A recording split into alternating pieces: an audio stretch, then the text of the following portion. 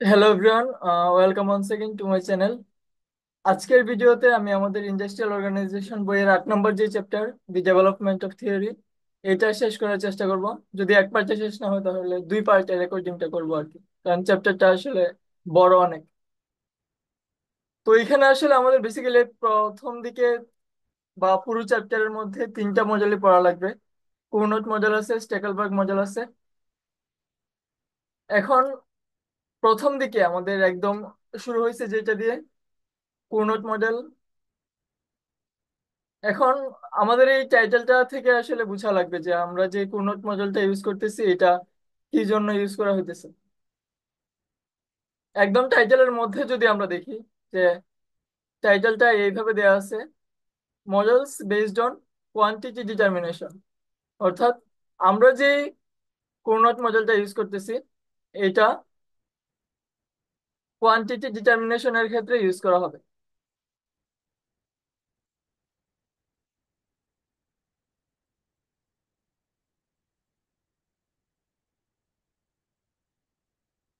ওকে, এখন অগাস্টিন কুর্নট উনি হচ্ছে প্রথম এই মডেলটা দিছে অলিগোপলি বিহেভিয়ার ব্যাখ্যা করার জন্য। এবং আমি আরেকটা লাইন হাইলাইট করে রাখছি এখানে যে could not consider the case of a duopoly market with two identical firms. Duo শব্দের অর্থ হচ্ছে দুই এবং পলি শব্দের অর্থ হচ্ছে বিক্রেতা বা সেলার। অর্থাৎ ডুওপলি মানে হইতেছে দুইজন সেলার। এবং আমরা এখানে কনসিডার করতেছি যে দুইটা সেলার মানে দুইটা identical farm. Identical in the sense that এই দুইটা ফার্মই একই কস্ট ফেস করবে বা বিয়ার করবে, এবং তারা যে প্রোডাক্ট উৎপাদন করবে এটার মধ্যে কোনো পার্থক্য থাকবে না, অর্থাৎ no product differentiation, homogeneous goods তারা প্রডিউস করবে। এখন বলা হইতেছে যে আন্ডার দিস কন্ডিশনস, এই দুইটা অ্যাজাম্পশনের উপরে বেস করে প্রাইসকে আমরা একটা টোটাল কোয়ান্টিটির ফাংশন হিসেবে লিখতে পারি।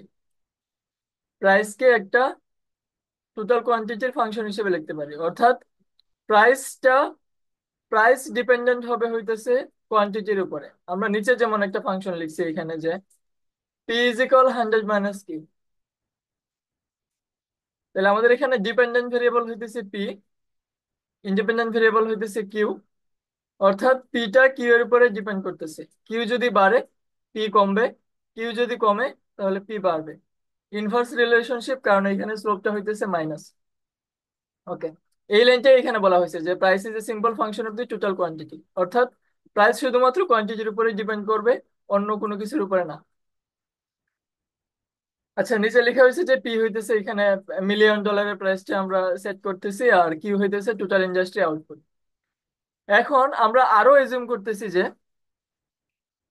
একটু আগে আমরা যেহেতু এজিউম করছি ফার্ম গুলা আইডেন্টিক্যাল কস্ট বিয়ার করবে, অর্থাৎ দুইজনেরই কস্ট সেম হবে। এখন দুইজনেরই যদি কস্ট সেম হয়, এখানে আমরা ধরে নিতেছি যে তার যে মার্জিনাল কস্ট আছে এবং এভারেজ কস্ট আছে দুইটাই 10 হবে, $10।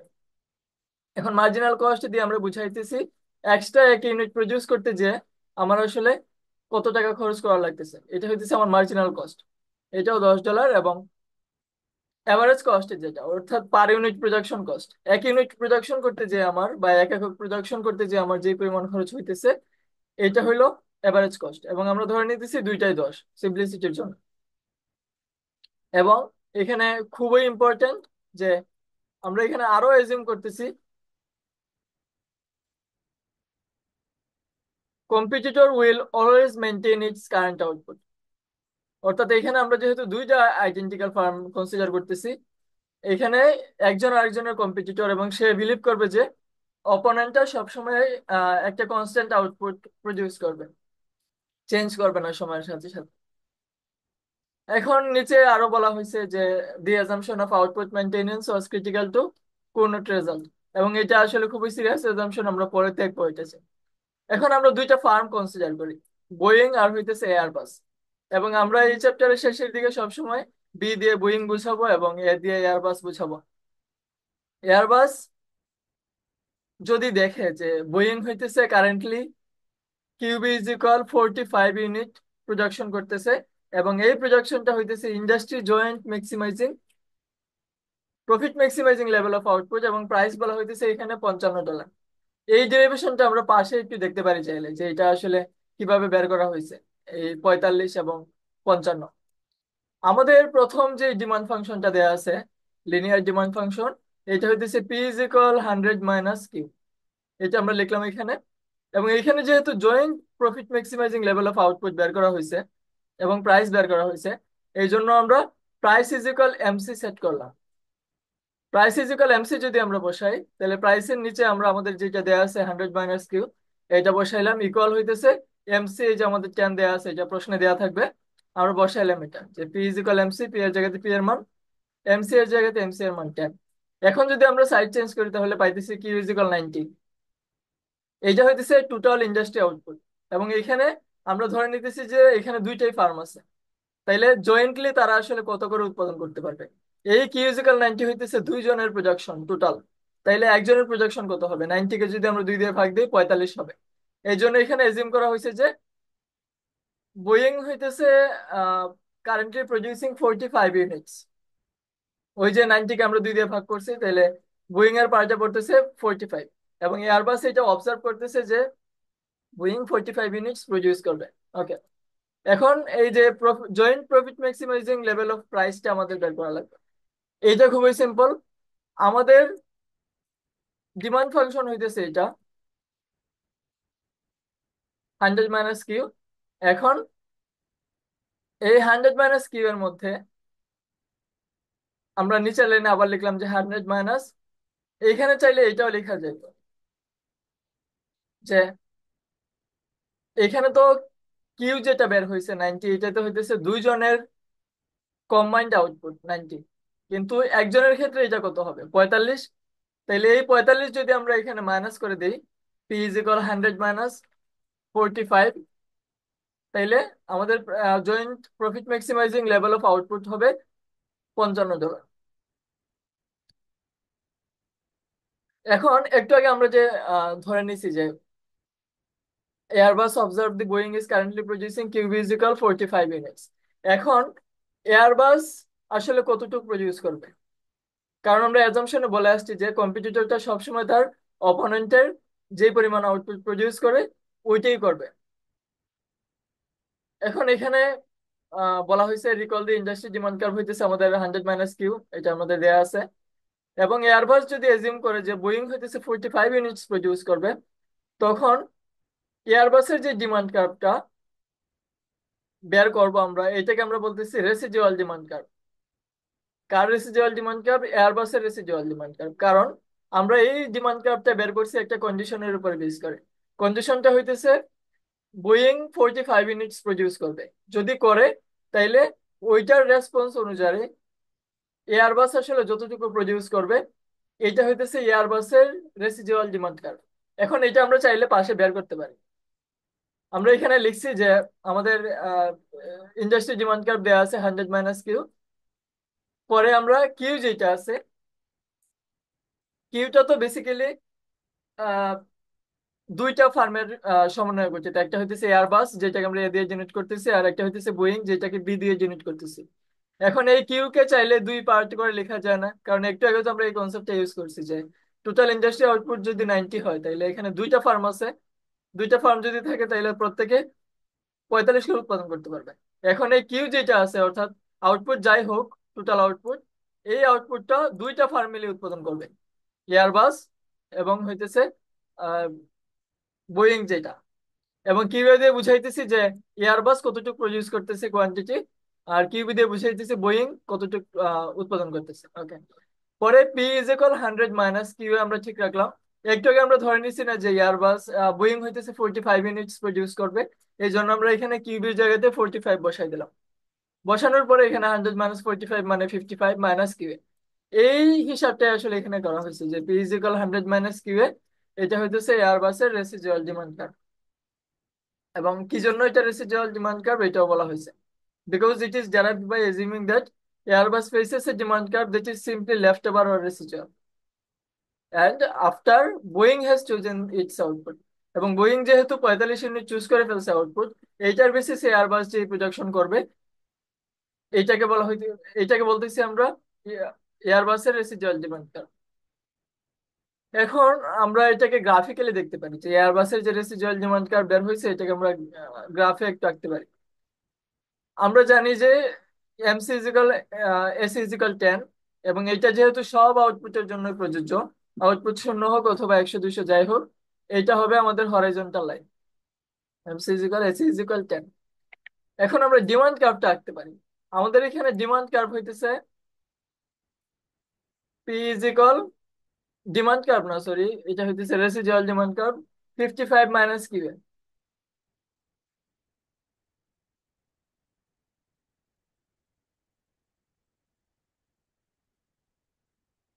আমরা আমরা এখানে রেসিডুয়াল ডিমান্ড কার্ভটা কপি করলাম, ফিজিক্যাল 100 - k। এখন এইটাকে যদি আমরা গ্রাফে ইলাস্ট্রেট করতে চাই, লিনিয়ার যে কোনো একটা ইকুয়েশনকে গ্রাফে ইলাস্ট্রেট করার সহজ উপায় হইতেছে একবার আমরা ডিপেন্ডেন্ট ভেরিয়েবলটাকে জিরো ধরবো, আর একবার ইন্ডিপেন্ডেন্ট ভেরিয়েবলটাকে জিরো ধরবো। তাহলে প্রথমে আমরা যদি p = 0 বসাই, p = 0 বসাই, তাইলে আমাদের উপরের ইকুয়েশন থেকে কি লেখা যায়? 0 =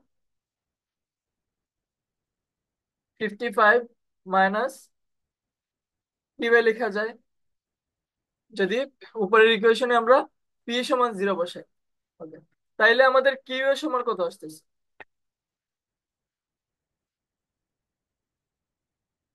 কিউ ইকুয়াল আসতেছে, আমরা যদি সাইড চেঞ্জ করি, 55। এরপরে আমরা p = 0 ধরছি। এখন আমাদের ইন্ডিপেন্ডেন্ট ভেরিয়েবল যেটা আছে কিউ, এখন কিউ এর সমান আমরা 0 ধরতেছি। কিউ এর সমান যদি 0 হয়, তখন উপরের ডিমান্ড কার্ভ থেকে আমরা লিখতে পারি p = 55 - 0 = 55, অর্থাৎ p = 55। এখন আমরা কিন্তু দুইটা মান পাইছি এখানে, যে দুইটা মান আমরা বের করতে চাইছি, q = 55 এবং p = 55। আমরা নর্মালি জানি যে একটা ডিমান্ড কার্ভ রাখতে গেলে প্রাইসটাকে আমরা, যেটা ডলার মিলিয়নে হিসাব করা হয়েছে, প্রাইসটাকে আমরা ওয়াই অ্যাক্সিস এ কনসিডার করতেছি, এবং কোয়ান্টিটি যেটা এটাকে আমরা এক্স অ্যাক্সিস এ কনসিডার করতেছি। এখন কোয়ান্টিটি মানে এখানে এয়ারবাসের যে কোয়ান্টিটি, এটা কিউ এটা বসাবো আর কি আমরা এই এক্স অ্যাক্সিস এ, আর প্রাইসটা বসাবো হইতেছে ওয়াই অ্যাক্সিস এ। এখন প্রাইসের যে ইন্টারসেপ্ট, এখানে যে দুইটা বের করছি আমরা, যে কিউ এ সমান 55, p = 55, এই দুইটা আসলে দুইটা অ্যাক্সিসের ইন্টারসেপ্ট। এই জন্য আমরা খুব সহজে এই গ্রাফটা এঁকে ফেলতে পারবো। আমরা যদি পি এর জায়গাতে প্রথমে 55 বসাই, এখানে হইতেছে p0, তাহলে 55 হইতেছে এখানে। আমরা একটা ইন্টারসেপ্ট নিলাম। কিউ এ হইতেছে কত? কিউ এ 55। তাইলে আমরা কিউ এ যেহেতু অ্যাক্সিস এ মেজার করতেছি, আমরা এখানে 55তে একটা দাগ কাটলাম। এবং এই দুইটা লাইন যদি আমরা অ্যাড করি, এই 55-এর সাথে এই এই যে 55 লাইনটা, এইটাই হবে হইতেছে আমাদের রেসিডুয়াল ডিমান্ড কার্ভের যে গ্রাফটা, এটা। আমি আবার শর্ট করে বলতেছি যে আমরা কিভাবে আঁকছি। আমরা প্রথমে পি এর মানটা বের করব। পি এর মানটা বের করতে গেলে আমাদের এখানে কিউ এর সমান 0 বসানো লাগবে। আবার যদি কিউ এর মানটা বের করতে চাই, তাহলে এখানে p = 0 বসানো লাগবে। দুইটা বসাই আমরা কিউ এবং পি এর মান 55 55 পাইলাম। বসায় দুই এক্সিসে দুইটা বসালাম। বসানোর পরে যোগ করার পরে আমরা এয়ারবাসের রেসিডুয়াল ডিমান্ড কার্ভটা আঁকতে পারছি। ওকে, এখন আমাদের এই চ্যাপ্টারে আরো এক্সটেন্সিভলি যে জিনিসটা আমরা ইউজ করবো, যে একটা লিনিয়ার ডিমান্ড কার্ভ যদি দেওয়া থাকে, ওইখান থেকে আমাদের মার্জিনাল রেভিনিউ কার্ভটা বের করা লাগে। এবং আমরা যে রুলটা ইউজ করি এটা হচ্ছে টুয়াইস এস স্টিপেস্ট রুল। অর্থাৎ লিনিয়ার যে ডিমান্ড কার্ভটা দেওয়া থাকবে, তার যে স্লোপটা আছে, ওইটাকে আমরা 2 দিয়ে মাল্টিপ্লাই করে দিব অথবা ডাবল করে দিব। তাহলে আমাদের এখানে রেসিডুয়াল ডিমান্ড কার্ভ হইতেছে 50 - q। এটাকে আমরা আবারও যদি কপি করি এখানে, আমাদের রেসিডুয়াল ডিমান্ড কার্ভ হইতেছে 50 - q, এবং এটা অবশ্যই একটা লিনিয়ার ডিমান্ড কার্ভ। এবং আমরা যেই ডিমান্ড কার্ভের বা ডিমান্ড ইকুয়েশনের যে স্লোপটা আছে, ওইটাকে যে আমরা ডাবল করে দিয়ে মার্জিনাল রেভিনিউ বের করি, এটা শুধুমাত্র অ্যাপ্লিকেবল হবে যদি ডিমান্ড কার্ভটা লিনিয়ার হয়। এটা আমাদের খুব ভালোভাবে মনে রাখা লাগবে, কারণ যদি না লিনিয়ার ডিমান্ড কার্ভ হয়, তাহলে আমরা এটাকে 2 দিয়ে মাল্টিপ্লাই করে মার্জিনাল রেভিনিউ কার্ভ বের করতে পারবো না, শুধুমাত্র লিনিয়ারের জন্য বের করতে পারবো। এখন এটা যেহেতু আমার লিনিয়ার ডিমান্ড কার্ভ, এইটার যে স্লোপটা আছে, এইটার স্লোপটা আসলে কত?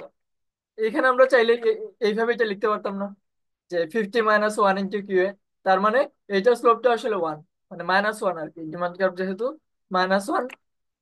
এখন যদি আমরা মার্জিনাল রেভিনিউ কার্ভটা বের করি, তাহলে এটা হবে পি ইজ ইকুয়াল 55 - 2 × 1। এই যে আমরা ডাবল করতেছি মার্জিনাল রেভিনিউ কার্ভ বের করার জন্য, আর কিউ তো আগে থেকে আছে এখানে। ওকে, তাহলে পি সমান বের হবে 55 - 2 কিউ। এটা হইতেছে আমাদের মার্জিনাল রেভিনিউ কার্ভ। এটা হইতেছে আমাদের মার্জিনাল রেভিনিউ কার্ভ। এই যে নিচে আমরা এখানে মার্জিনাল রেভিনিউ কার্ভটা বের করলাম যে হ্যাঁ 55 - 2 কিউ। এখন মার্জিনাল রেভিনিউ কার্ভটা আমরা এখানে কিভাবে ড্র করছি, একদম আগের মতো।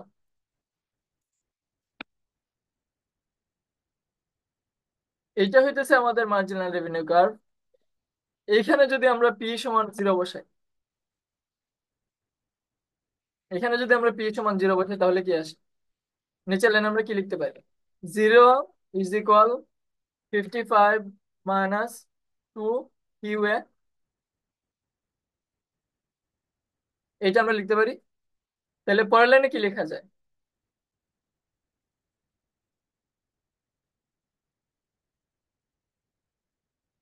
আচ্ছা, পরের লাইনে লেখা যায় যে 2 কিউ এ = 55, বা কিউ এ ইজ ইকুয়াল 55 কে 2 দিয়ে যদি ভাগ করি তাহলে 27.5, 27.5 আসে। এখন আমরা তো পি সমান 0 বসাই কিউ এর ইন্টারসেপ্টটা পেয়ে গেছি। এখন আমাদের বসানো লাগবে কিউ সমান 0। কিউ এ সমান 0।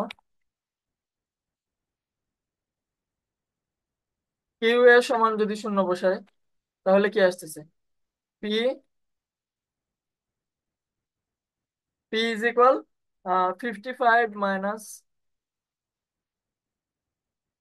কিউ তো 0 হয়ে যাইতেছে, তাইলে 2 × 0 আলটিমেটলি আসতেছে পি ইজ ইকুয়াল 55।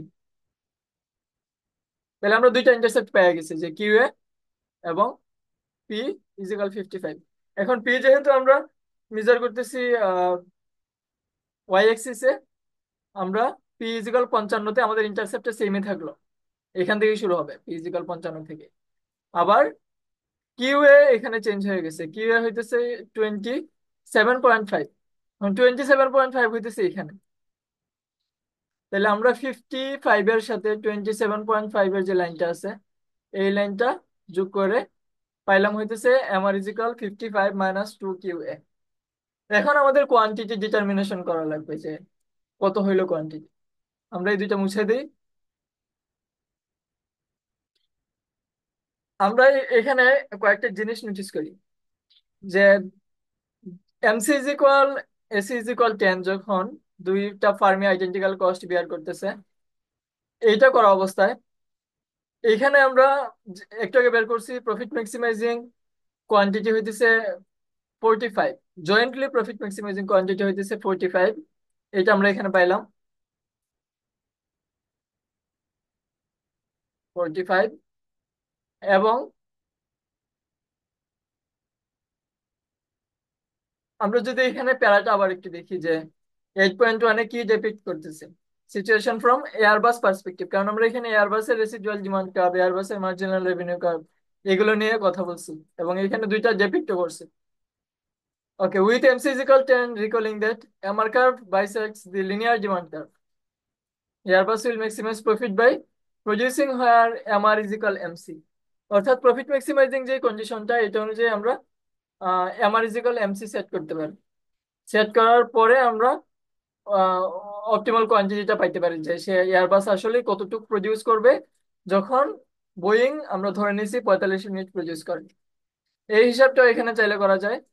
আমি প্রথম দিকে একটু ইলাবোরেট করে হিসাব দেখাবো আর কি, পরে আমি স্কিপ করে ফেলবো কারণ টাইম আসলে আমাদের খুবই লিমিটেড।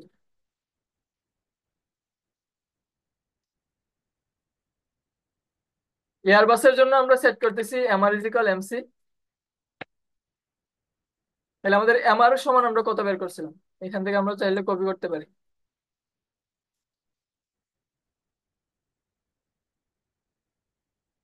এমআর এর ইকুয়েশনটা হইতেছে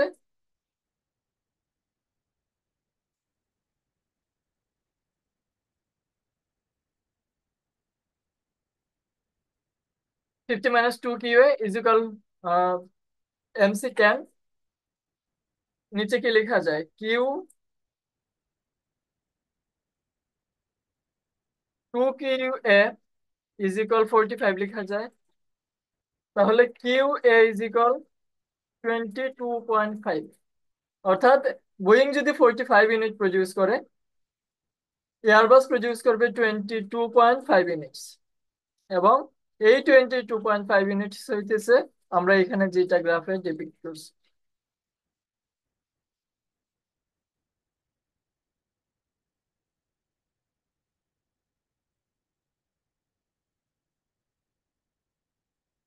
এখন এটা তো আমরা একটু উপরে ম্যাথমেটিক্যালি বের করছি যে আমার ইজিক্যাল এমসি সেট করে আমরা দেখলাম এয়ারবাস 22.5 ইউনিটস প্রডিউস করতেছে। এটা তো চাইলে আমরা গ্রাফিক্যালি দেখতে পারতাম, কারণ আমরা ওইখানে যে কন্ডিশনটা ইউজ করছি যে আমার ইজিক্যাল এমসি, প্রফিট ম্যাক্সিমাইজেশনের জন্য। তাহলে গ্রাফের মধ্যেও তো আমাদের এমআর এর রেখা হইতেছে এটা, এমসি এর রেখা হইতেছে এটা। তাহলে এমআর এবং এমসি ইন্টারসেক্ট করছে কোন পয়েন্টে? এটাতে, এই যে পয়েন্ট, এই পয়েন্টের এগেনস্টে আউটপুট কত? 22.5। এটাই তো একটু আগে আমরা ইয়া থেকে বের করলাম, ইকুয়েশন থেকে ম্যাথমেটিক্যালি বের করছি। 22.5 হইতেছে আমাদের আউটপুট। 22.5 যদি আউটপুট হয়, এখানে চাইলে আমরা আরেকটু হিসাব করতে পারি না?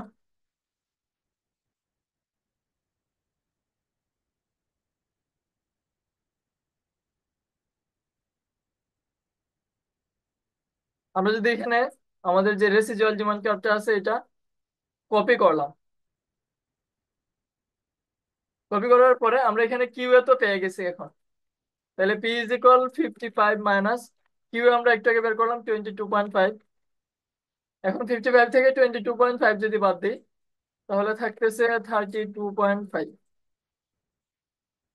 এটাই আমরা এখানে গ্রাফিক্যালি বের করছি যে 22.5 যদি আউটপুট হয়, তার এগেনস্টে যে প্রাইসটা হবে, এই প্রাইসটা আমরা বের করব ডিমান্ড কার্ভ অনুসারে। এবং ডিমান্ড কার্ভ অনুসারে আমাদের প্রাইসটা হইতেছে 32.5। এটা হইতেছে আমাদের ইনিশিয়াল। এবং এইখানে নিচে লেখা আছে Airbus assumes Boeing will produce 45 units forever, সবসময় সেটা মেনটেন করবে, এই জন্য forever. And therefore faces a residual demand curve P is equal 55 minus q a, যেটা আমরা লিখছি, এবং maximizes profit by producing 22.5 plants, 22.5 units produce করবে এবং প্রাইস চার্জ করবে হইতেছে 32.5।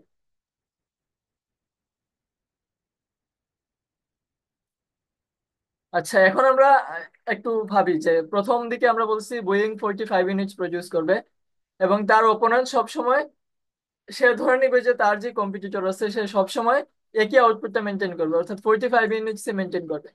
কিন্তু এখানে তো আসলে মেনটেন করলো না, কারণ বোয়িং প্রডিউস করছে 45 ইউনিটস, এয়ারবাস প্রডিউস করছে 22.5 ইউনিটস। এখন বোয়িং দেখতেছে যে এয়ারবাস 22.5 ইউনিটস প্রডিউস করছে। যদি 22.5 ইউনিটস প্রডিউস করে, তাহলে বুইং এর আবার রেসিডুয়াল ডিমান্ড কার্ভ বের করা যাবে। এই রেসিডুয়াল ডিমান্ড কার্ভটা বের করব আমরা আমাদের একদম ইনিশিয়াল যে ডিমান্ড কার্ভটা দেয়া আছে, পি ইজ ইকুয়াল 100 - কিউ। আমরা এখানে এটা ইউজ করছিলাম।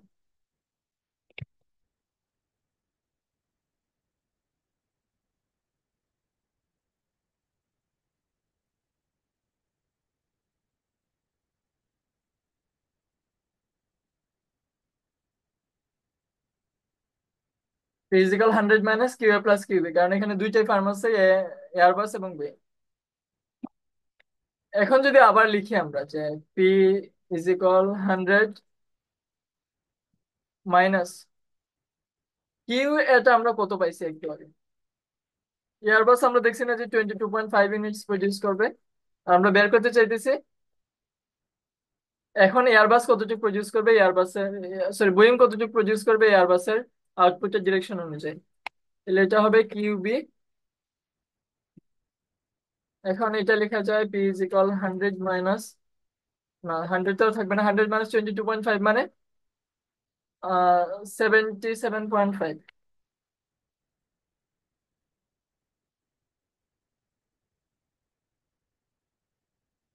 সরি, আমরা পরের পেজে চলে আসছি।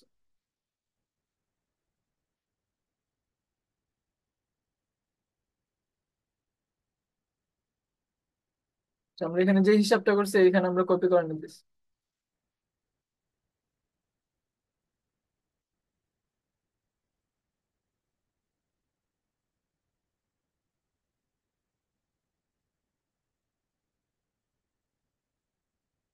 তাহলে এটা আসবে 77.5 মাইনাস কিউ বি। এখন এই P is equal 77.5 minus Q B, এইটা হইলো বুইং এর রেসিডুয়াল ডিমান্ড কার্ভ। এটা হলো বুইং এর রেসিডুয়াল ডিমান্ড কার্ভ। এখন রেসিডুয়াল ডিমান্ড কার্ভ দেওয়া থাকলে তো আমরা তো এমআর কার্ভ বা মার্জিনাল রেভিনিউ কার্ভটা বের করতে পারি। মার্জিনাল রেভিনিউ কার্ভ হবে 77.5 মাইনাস আমাদের এখানে যে স্লোপটা আছে 1, এটাকে আমরা 2 দিয়ে মাইনাস মাল্টিপ্লাই করে দিব। তাহলে আসবে 2 কিউবি। 2 কিউবি এমআর কার্ভ। ওকে, এখন আমরা নিচে আসলে এই গ্রাফগুলো ডেপিক্ট করলাম যে এইখানে যদি আমরা আবার পি সমান শূন্য বসাই তাহলে কিউবি এর মান পাবো। কিউবি সমান শূন্য বসাইলে পি এর মান পাবো। কিউবি সমান শূন্য বসাইলে পি পাইতেছি কত, 77.5। আবার যদি পি সমান শূন্য বসাই কিউবি সমান কত পাইতেছি, 77.5। তাহলে এই দুইটা যোগ করে আমরা ডিমান্ড কার্ভটা ড্র করলাম এখানে। সিমিলারলি মার্জিনাল রেভিনিউ কার্ভের ক্ষেত্রে পি সমান যদি শূন্য হয়, এখানে তো পি ছিল, পি ইজিক্যাল 77.5 মাইনাস 2 কিউবি। যদি আমরা এখানে কিউবি সমান শূন্য বসাই পি সমান কত পাইতেছি, 77.5। ইন্টারসেপ্টটা সেম, এখান থেকে শুরু হইলো। আর এক্স এক্সিস এর ইন্টারসেপ্টটা কত হবে, এখানে কিউবি সমান যদি পি সমান যদি শূন্য বসাই তাহলে কিউবি সমান আসতেছে সাইড চেঞ্জ করে 33.75। সিমিলারলি আমরা এমআর ইজিক্যাল এমসি দিয়ে বের করতে পারি যে সে আসলে কতটুকু আউটপুট প্রডিউস করবে। এমআর ইজিক্যাল এমসি এর ইন্টারসেকশন হইতেছে এখানে, এটা হইতেছে আমাদের এমসি কার্ভ, এটা হইতেছে আমাদের এমআর কার্ভ।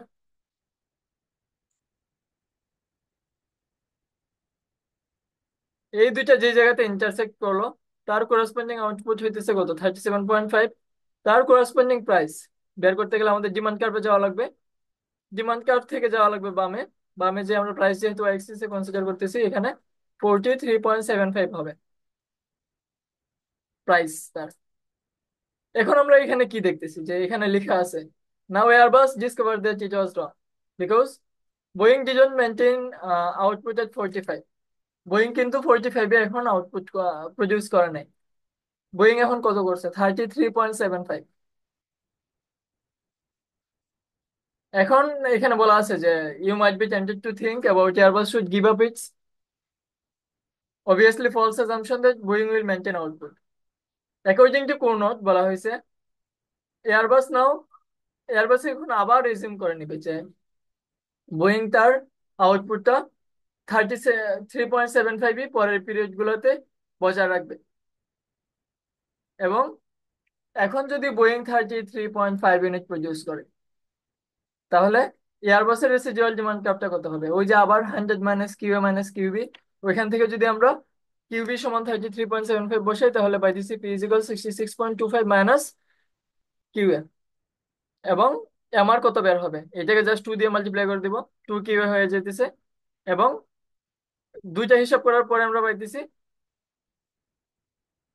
এখানে গ্রাফে আছে যে 21.125। এটা কার, এয়ারবাসের। এবং তার করসপন্ডিং প্রাইস হচ্ছে 38.125। এখন এইভাবে আসলে কত সময় চলতে থাকবে যে একজন একটা আউটপুট প্রডিউস করে এরপর আরেকজন আরেকটা আউটপুট প্রডিউস করলো, কিন্তু কেউ আসলে কারোটা মেনটেন করতেছে না। এইটা তখনই বন্ধ হবে, এখানে লেখা আছে when does all of this end, only when both firm face identical residual demand curve। কেবলমাত্র যদি দুইজনেরই রেসিডুয়াল ডিমান্ড কার্ভটা সেম হয় তখনই আমরা এই গেমটা শেষ হবে আর কি।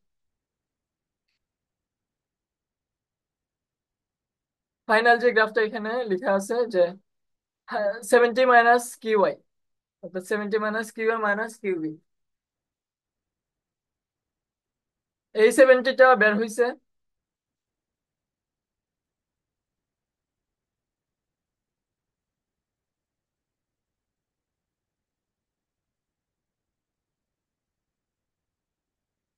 70টা আমাদের এখানে ইন্টারসেপ্ট এবং কিউআই দিয়ে বুঝাইতেছি আমরা। এখানে দুইটা ফার্ম আছে, কিউএ এবং কিউবি, দুইটার ক্ষেত্রে রেসিডুয়াল ডিমান্ড কার্ভটা সেম হবে, অর্থাৎ 70 - কিউএ হবে, 70 - কিউবি হবে। যদি হয় তাহলে তার করসপন্ডিং কোয়ান্টিটি হইতেছে 30, করসপন্ডিং প্রাইস হইতেছে 40।